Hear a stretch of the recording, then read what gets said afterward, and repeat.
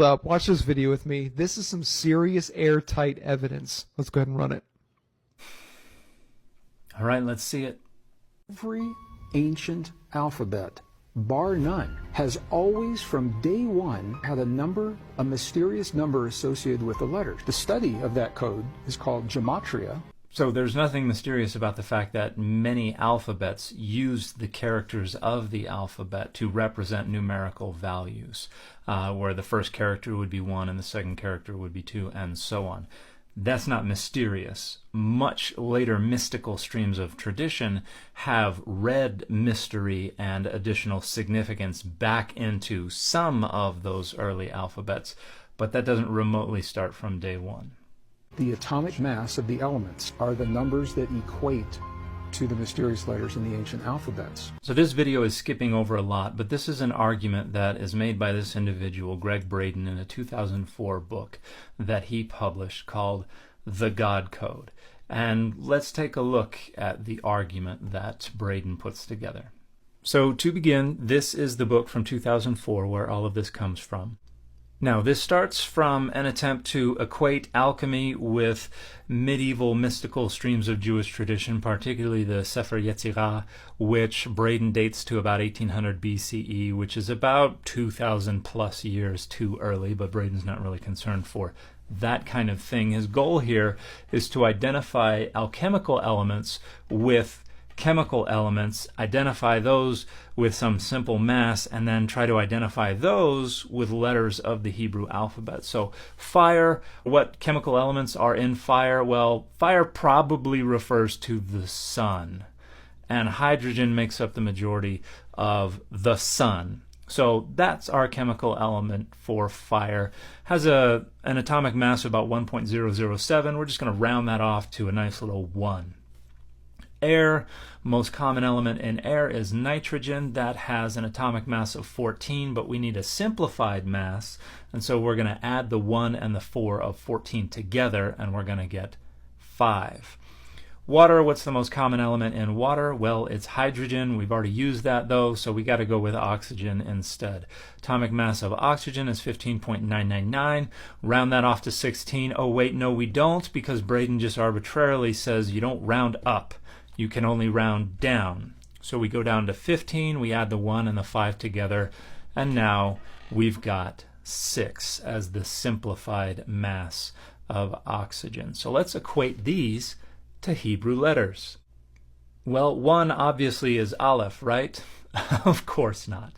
1 is Yod, because Yod is the 10th letter of the Hebrew alphabet, but that is a 1 and a 0. You add them together, you still get 1. And then we got 5 and 6, which equate to Hey and Vav. So we have Yod, Hey, Vav. Hey now, this is looking an awful lot like the beginning of the divine name, which then repeats the Hey in the 4th spot.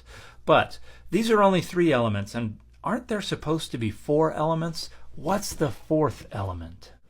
Obviously, to get the 4th element, you add up the values of the other 3, 1, 5, and 6, to give you 12. Now, carbon has an atomic mass of 12.011, and given our universal law of only rounding down, we can arrive at the simple mass of 12 for carbon. But we have to simplify it further and add the 1 and the 2 of 12 together to get 3. So now we have 1, 5, 6, 3, and the 3rd letter of the Hebrew alphabet is Gimel. What that means is when you look at human DNA, the numbers that equate to those become 1, 5, 6, and 3. Literally reads, literal, God eternal within the body.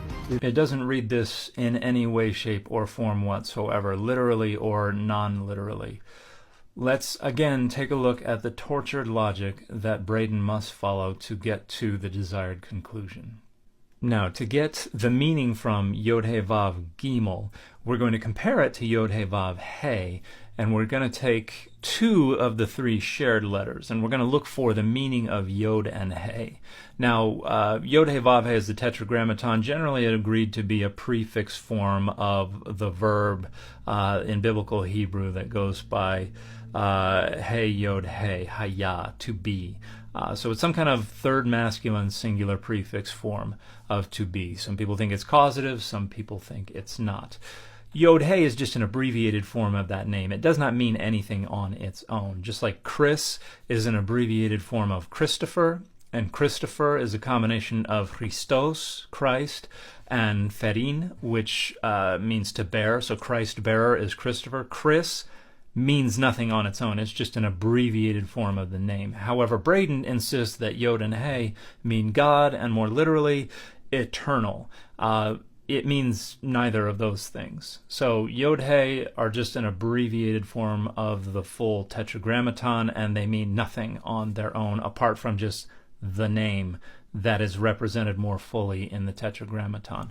For the Vav and the Gimel, we're going to retreat back to our arbitrariness and say Vav and Gimel have a numerical value, and if we add 1 and 2, we get the same thing as if we add 2 and 1.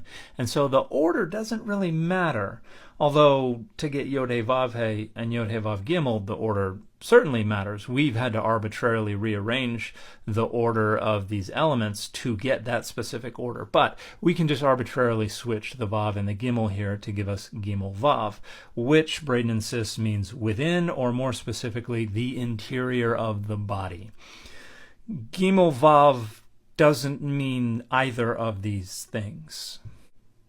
No, we do have a word that appears in the Hebrew Bible as Gimel Vav. We actually have two.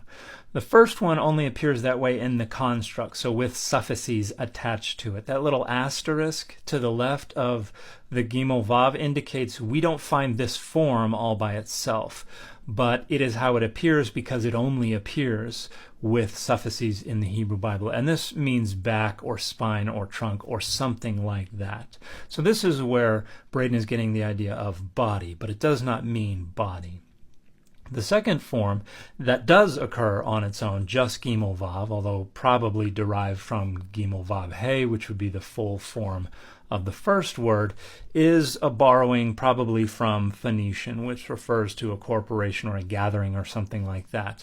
And it is also associated with an Aramaic word that means community. So they're related, and it's used in Job 30, verse 5. So from the community they kick out, they reject, or something like that.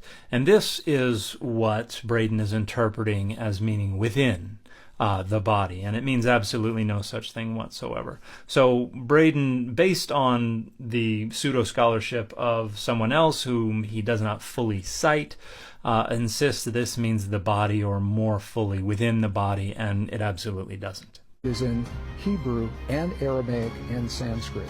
It is in none of these languages. 3 of the root languages. Whatever it means to be a root language, I'm sure those are not them. If there's an intentionality underlying life itself, it would make tremendous sense to me that who or whatever is responsible would somehow have left a sign. Why place that signature into something that can crumble over a few thousand years like a temple wall? Why not put it in the creation itself? This is just pure and utter nonsense.